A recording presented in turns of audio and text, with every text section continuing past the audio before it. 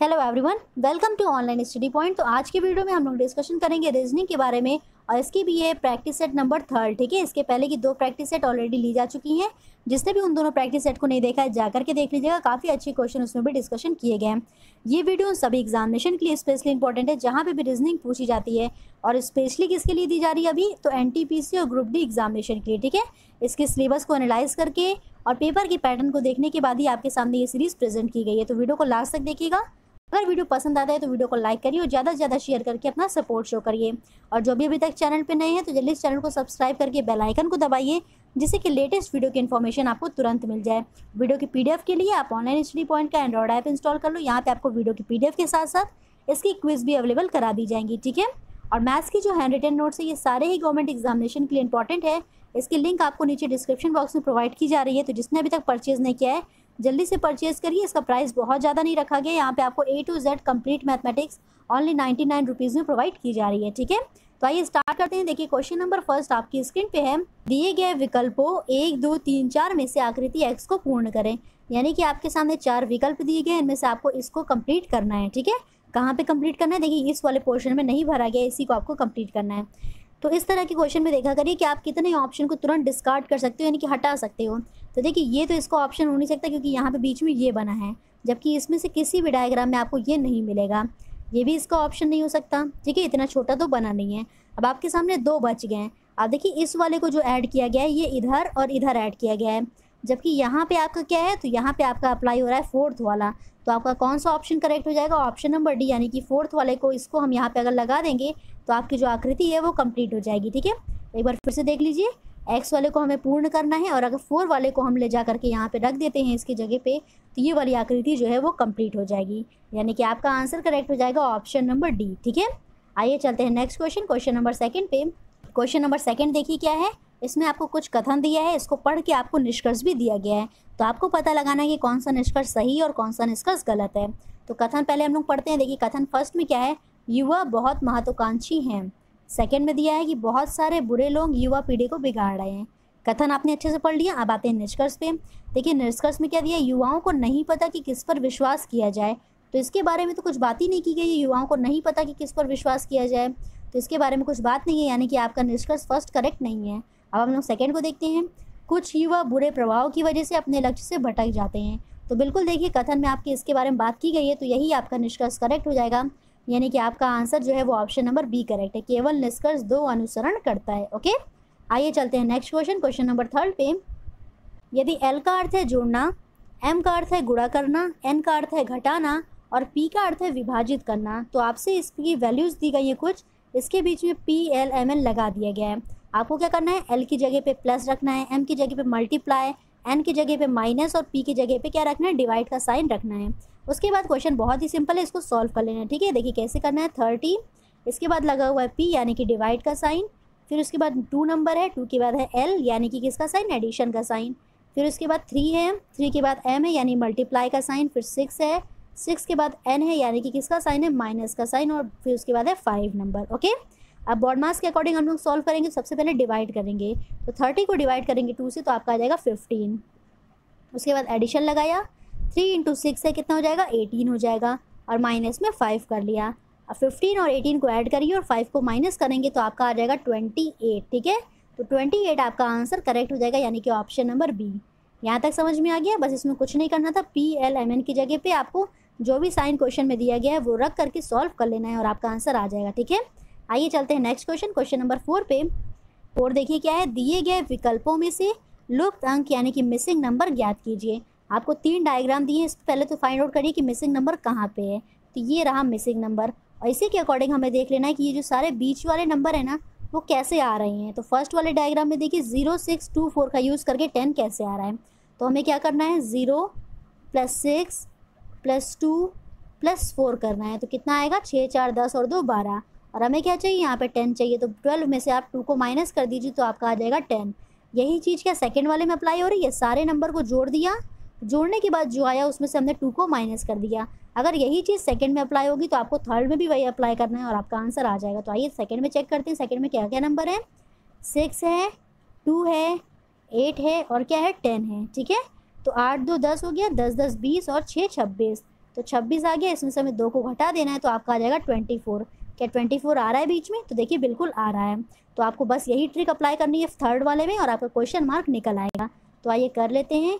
4 + 14 + 10 और प्लस क्या है तो 12 है। इन सभी को ऐड करेंगे कितना आ जाएगा? तो ये आ जाएगा 40 और इसमें से आपको 2 माइनस कर देना, यानी कि आपका आंसर आ जाएगा 38। ठीक है, तो आपका आंसर क्या आ गया? 38, यानी कि ऑप्शन नंबर सी करेक्ट हो जाएगा। क्लियर हो गया यहाँ तक? 4 + 14 + 10 + 12 करेंगे तो आपका आएगा 40 और इसमें से आपको 2 को माइनस कर देना है। ओके, आइए चलते हैं नेक्स्ट क्वेश्चन, क्वेश्चन नंबर 5 पे। क्वेश्चन नंबर 5 देखिए क्या है।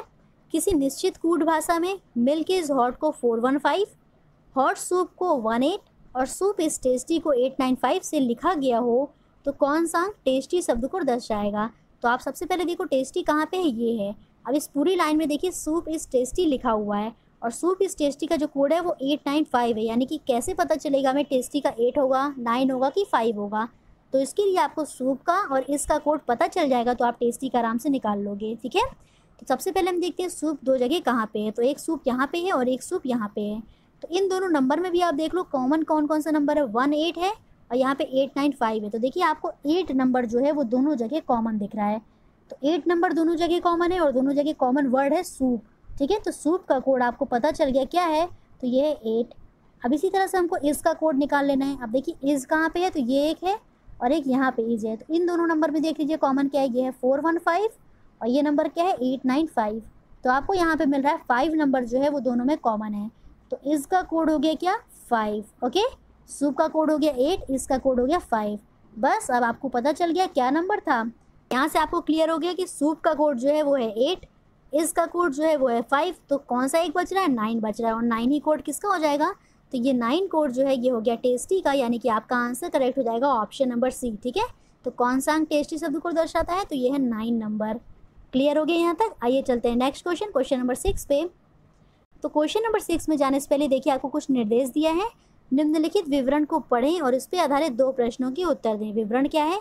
योगेश अल्पेश से लंबा किंतु धर्मेश से छोटा है, सुरेश राजेश से छोटा है, हरीश अल्पेश जितना लंबा नहीं है और रमेश धर्मेश से लंबा किंतु सुरेश से छोटा है। तो इसमें क्या करना है आपको समझ में आ रहा है? इसमें आपको अरेंज करना है सबके इंक्रीजिंग ऑर्डर में कि सबसे लंबा कौन है, सबसे छोटा कौन है, इस तरह से। अब आइए नेक्स्ट पेज पे हम इसको सॉल्व करते हैं और आपको स्क्रीन पे क्वेश्चन को भी शो करते हैं। तो देखिए क्या करना है आपको। इसमें दिया है योगेश जो है वो अल्पेश से लंबा किंतु धर्मेश से छोटा है। तो योगेश की पहले हम लोकेशन फिक्स करते हैं। योगेश जो है वो क्या है? अल्पेश से लंबा है। तो अल्पेश जो होगा वो योगेश से छोटा होगा। ठीक है, तो योगेश अल्पेश से लंबा किंतु धर्मेश से छोटा है। यहाँ तक क्लियर हुआ आपको? अब उसके बाद आगे पढ़िए क्या है। सुरेश राजेश से छोटा है। तो इसके बारे में अभी हमको इन्फॉर्मेशन नहीं है, इसलिए हम स्किप करके आगे चलते हैं। हरीश अल्पेश जितना लंबा नहीं है। तो यहाँ से आपको क्लियर हो रहा है कि हरीश जो है वो अल्पेश से भी छोटा है। फिर नेक्स्ट पढ़िए। रमेश धर्मेश से लंबा किंतु सुरेश से छोटा है। तो रमेश जो होगा वो धर्मेश से लंबा है, यहाँ पे आपको रमेश बना लेना है और किंतु वह सुरेश से क्या है तो छोटा है। तो आपको इसके ऊपर सुरेश बना देना है क्योंकि सुरेश से छोटा है। उसके बाद क्या दिया था देखिए, जिसको हमने स्किप किया था, सुरेश राजेश से छोटा है। सेकंड लाइन को देखिए, सुरेश राजेश से छोटा है। तो सुरेश राजेश को हम क्या करेंगे? सबसे ऊपर कर देंगे। ठीक है, राजेश को सबसे ऊपर कर देंगे तो सुरेश क्या हो गया? राजेश से छोटा हो गया। सारी चीज़ें आप लोगों ने बना ली एकदम अच्छे से। अब हम लोग आते हैं क्वेश्चन की तरफ। क्वेश्चन पढ़िए अच्छे से। देखिए क्या है, निम्नलिखित में सभी से छोटा कौन है, यानी कि सबसे छोटा कौन है? तो ये है हरीश, यानी कि आपका आंसर जो है ऑप्शन नंबर सी करेक्ट हो जाएगा। सबसे छोटा हरीश है। ठीक है, अब आइए नेक्स्ट क्वेश्चन पे चलते हैं। क्वेश्चन नंबर 7 देखिए क्या है। क्वेश्चन नंबर 7 पूछ रहा है कि ऊंचाई के अनुसार कौन बीच में है। तो ऊंचाई के अनुसार कौन बीच में होगा? देखिए सबसे ऊपर कौन था? तो ये था राजेश। उसके बाद कौन था? तो उसके बाद था सुरेश। फिर कौन था? रमेश था। फिर धर्मेश था। उसके बाद योगेश और उसके बाद कौन था? तो अल्पेश था और फिर उसके बाद था हरीश। ओके, सबसे छोटा कौन था? तो हरीश था। आपसे पूछा है कि ऊंचाई के अकॉर्डिंग कौन सा बीच में होगा। तो देखिए इधर से भी 3 आ रहे हैं और इधर से भी 3 जा रहे हैं। बीच में कौन आ रहा है? तो बीच में बच रहा है धर्मेश। ठीक है, तो इसका आंसर जो है वो ऑप्शन नंबर डी करेक्ट हो जाएगा।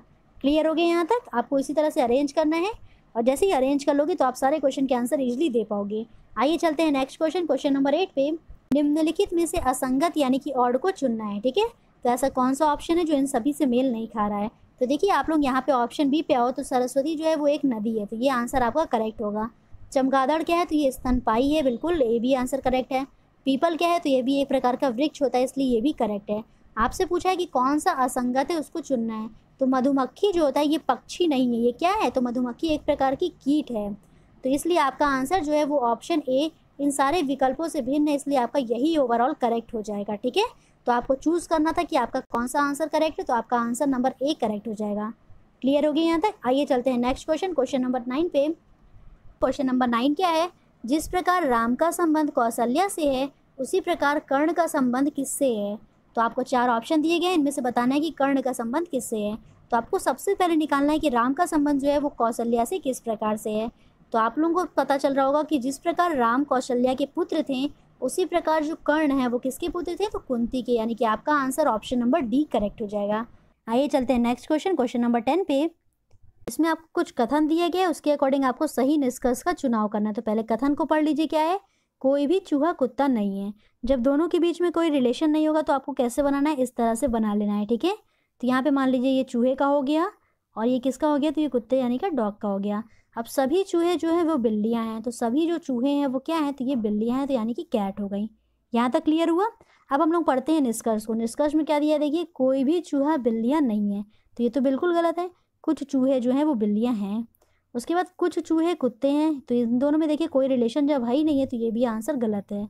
कोई भी बिल्लियाँ चूहे नहीं हैं, तो कुछ देखिए बिल्लियाँ जो हैं वो चूहे हैं और कुछ बिल्लियाँ चूहे नहीं हैं, यही आपका आंसर करेक्ट होगा, यानी कि आंसर नंबर डी करेक्ट हो जाएगा। ठीक है, कुछ बिल्लियाँ चूहे नहीं हैं, तो कुछ बिल्लियाँ अगर चूहे हैं तो कुछ बिल्लियाँ ऐसी भी होंगी जो चूहे नहीं होंगी, यानी कि इसके अलावा कुछ और होगा तो वो होंगी। क्लियर हो पा रहा है?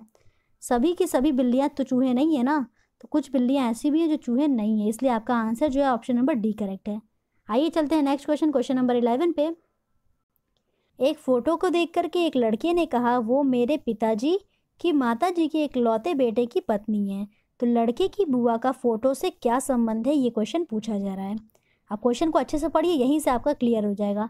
वो मेरे पिताजी की माताजी यानी कि उसकी दादी, दादी के इकलौते बेटे यानी कि उसके पापा हो गए। ठीक है, उनकी पत्नी यानी कि उसकी माँ हो गई। यहाँ तक क्लियर हुआ।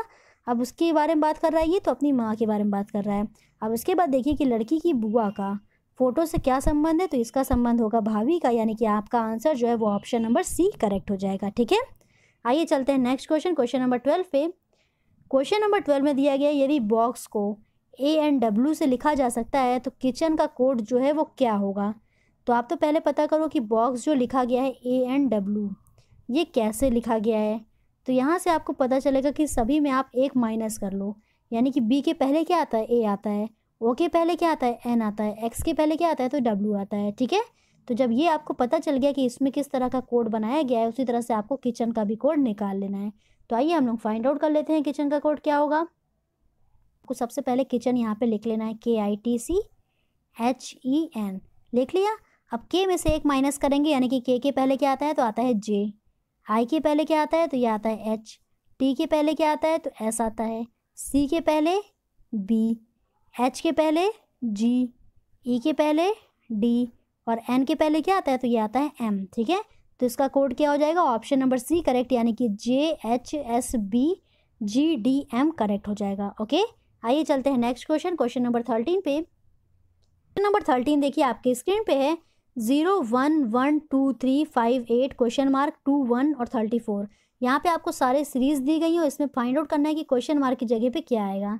तो इस तरह की क्वेश्चन को सॉल्व करने के लिए हमको पहले पता करना होगा कि जो पहले नंबर सारे लिखे गए हैं ये किस क्रम में लिखे गए हैं। तो जैसे ही आप इसको पता कर लोगे कि ये किस क्रम में लिखे गए हैं, तो अपने आप क्वेश्चन मार्क की वैल्यू भी फाइंड आउट हो जाएगी। आइए चेक कर लेते हैं। देखिए 0 है, 1 है, फिर उसके बाद 1 है, फिर 2 है। तो हमें क्या किया गया, देखिए पहले और दूसरे नंबर को ऐड किया गया, उसके बाद तीसरा नंबर अपने आप आता जा रहा है। तो 0 में 1 को ऐड किया, देखिए क्या आ गया, 1 आ गया। फिर 1 में 1 को ऐड किया, क्या आ गया, 2 आ गया। फिर 2 में 1 को ऐड किया, देखिए इसके बाद नंबर 3 अपने आप आ गया। उसके बाद देखिए 5 कैसे आया है, तो 2 में 3 को ऐड करने से 5 आ गया। अब उसके बाद देखिए 8 कैसे आया है, तो 3 के बाद 5 आया, अब 3 में 5 ऐड कर देंगे तो ये 8 आ गया। इसी तरह से नंबर आगे बढ़ते चले गए। अब 5 में 8 ऐड कर देंगे हम लोग तो आ जाएगा 13, जो कि आपका क्वेश्चन मार्क की वैल्यू हो जाएगी। ठीक है, तो आपका आंसर जो है वो ऑप्शन नंबर बी करेक्ट हो जाएगा। 5 में जैसे ही आप लोग 8 को ऐड करोगे तो आपका आ जाएगा 13। उसके बाद देखिए 13 आ गया यहाँ पे, फिर 13 में 8 को ऐड कर रहे हैं तो देखिए 21 फिर आ जा रहा है। फिर 21 में 13 को ऐड करोगे, देखो 34 भी आ जा रहा है। तो ये आपका सीरीज एकदम चल रहा है, यानी कि क्वेश्चन मार्क की जो वैल्यू है वो 13 एकदम करेक्ट है। ठीक है, तो आइए चलते हैं नेक्स्ट क्वेश्चन, क्वेश्चन नंबर 14 पे। यदि एक बॉक्स में 3 सफ़ेद गेंद, 4 लाल गेंद और 5 नीली गेंद रखी हैं, तो आपसे पूछा जा रहा है एक सफ़ेद या एक नीले गेंद के चयन की संभावना क्या होगी। ठीक है, तो जब भी आपको इस तरह का क्वेश्चन दे एक सफ़ेद या एक नीले गेंद की चयन की संभावना, तो सबसे पहले आपको करना है सफ़ेद की निकाल लीजिए और नीले की निकाल लीजिए। दोनों को निकाल करके उसको ऐड कर देंगे तो आपका आंसर आ जाएगा। तो देखिए इस क्वेश्चन को कैसे करना है, आपको बोला है 3 सफ़ेद गेंद है। ठीक है, तो 3 सफ़ेद गेंद है, इसको ऊपर रखिए। बटे में हमें कर देना है कुल गेंदों की संख्या। तो कुल गेंद कितनी है, 4 3 7 और 7 5 12 हो जाएंगी। ठीक है, तो ये 12 जो है वो कुल गेंद है, इसको हमने नीचे रख लिया। ये हो गई सफ़ेद की, और सफ़ेद की पूछा है और नीले की पूछा है, तो आप इसमें ऐड कर दोगे नीले की। नीले गेंदें कितनी है, तो ये है 5, 5 को ऊपर रखिए और बटे में कुल गेंद यानी कि 12 को हमने कर दिया नीचे। ठीक है, 3 और 5 को ऐड करेंगे कितना आ जाएगा, 8 आ जाएगा। 8 बटे में 12 काट दीजिए, 4 दूनी 8, 4 तियाई 12, यानी कि जो प्रोबेबिलिटी होगी सफ़ेद और नीले गेंद के चयन की, ये होगी 2/3। ठीक है, तो आपका आंसर जो है वो ऑप्शन नंबर ए करेक्ट हो जाएगा, 2/3। आइए चलते हैं नेक्स्ट क्वेश्चन, क्वेश्चन नंबर 15 पे, जो कि आज का लास्ट क्वेश्चन है। क्वेश्चन नंबर 15 में क्या है, यदि जोड़ का अर्थ घटाना, घटाने का अर्थ गुणा करना और गुणा का अर्थ भाग देना है तथा भाग का अर्थ जोड़ है, तो ये जो नंबर दिए गए हैं इसका आपको वैल्यू क्या आएगी। ठीक है, यहाँ पे जो चीज़ लगा हुआ है इसके अकॉर्डिंग आपको जो बोला गया है चेंज करने को, उसके अकॉर्डिंग चेंज करिए। तो 15 - 3 लिखा है, यहाँ पे घटाने का अर्थ क्या है, तो ये गुणा, तो यहाँ आपको मल्टीप्लाई लगाना है। फिर प्लस का अर्थ देखिए क्या है, जोड़ का अर्थ क्या है, घटाना है, तो यहाँ पे आपने माइनस लगा दिया। ठीक है, उसके बाद 10 लिखा हुआ है और फिर मल्टीप्लाई लगा है, तो मल्टीप्लाई का अर्थ है डिवाइड करना, यहाँ पे आपने डिवाइड का साइन लगाया। और फिर उसके बाद 5 लिखा है, फिर उसके बाद इसके बाद डिवाइड का साइन लगाया और आपको यहाँ पे क्या करना है, डिवाइड का अर्थ होता है जोड़ करना, तो आपने इसके बाद प्लस लगा करके 5 कर दिया, बस आपका आ गया। आप इसको सॉल्व करोगे और आपका आंसर आ जाएगा। ठीक है, तो 5 से 10 को डिवाइड करेंगे, 5 दूनी 10 आएगा और 15 तिहाई कितना हो गया, तो ये हो गया 45 - 2 + 5। 45 में 5 को जोड़ लीजिए, कितना आएगा, तो 50 आएगा। 50 में से 2 को घटा देंगे तो आपका आंसर आ जाएगा 48। ठीक है, और यही आपका आंसर करेक्ट हो जाएगा। क्लियर हो गया क्वेश्चन। तो इसमें आपको कुछ नहीं करना था, माइनस की जगह पे जो बोला गया है वो रखना है, एडिशन की जगह पे जो बोला गया है वो रखना है, उसके अकॉर्डिंग फिर सॉल्व कर लेना है। तो आपका answer option number C correct हो जाएगा। ठीक है, आपको क्वेश्चन कैसे लगे हैं कमेंट करके अपना रिस्पॉन्स जरूर बताइएगा।